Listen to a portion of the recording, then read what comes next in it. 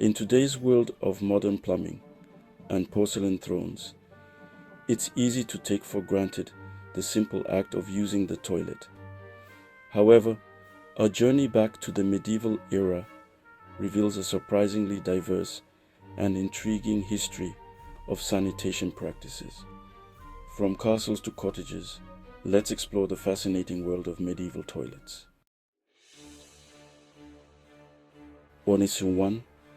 The garderobe, a room with a view and a drop. Perhaps the most iconic medieval toilet was the garderobe.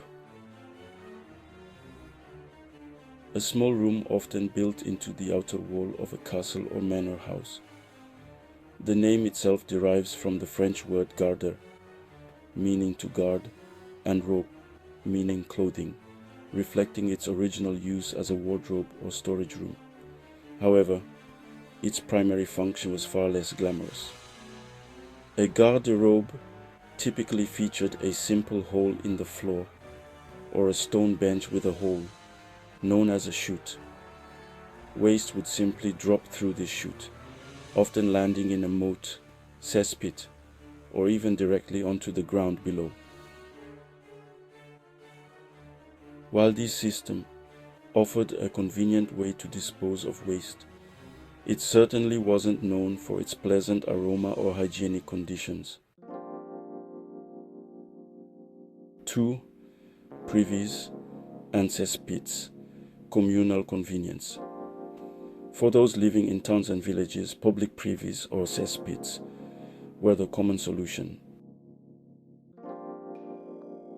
These communal facilities often consisted of a series of wooden seats or benches built over a pit, providing a shared space for residents to relieve themselves.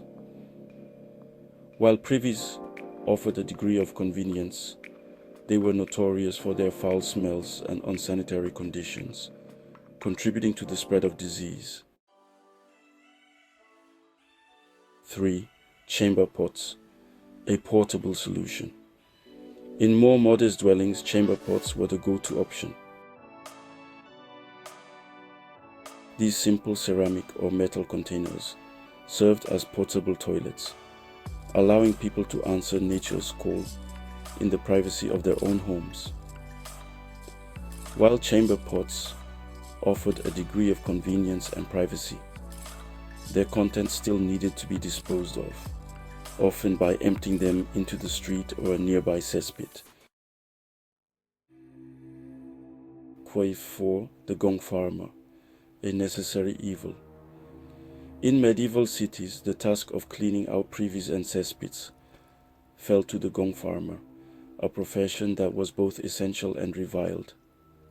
These brave souls would venture into the depths of these fetid pits, often at night, to collect the accumulated waste. The collected waste, known as night soil, was then transported outside the city walls and used as fertilizer for crops.